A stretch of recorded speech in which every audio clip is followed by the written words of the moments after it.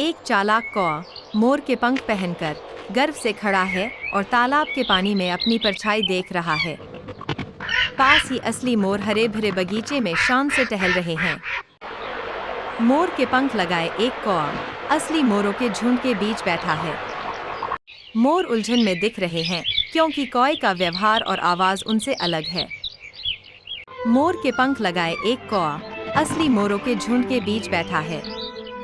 मोर उलझन में दिख रहे हैं क्योंकि कौए का व्यवहार और आवाज उनसे अलग है।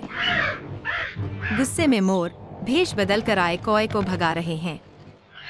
जैसे ही सच सामने आता है, रंग बिरंगे पंख गिरने लगते हैं। गुस्से में मोर भेष बदल कर आए कौए को भगा रहे हैं। कौवों का एक झुंड मोर के पंख पहने हुए एक कौए को ठुकरा रहा है। वे शक की नजरों से देखते हुए उसे दूर धकेल रहे हैं। सूर्यास्त के समय एक उदास कौआ पेड़ की डाली पर अकेला बैठा है।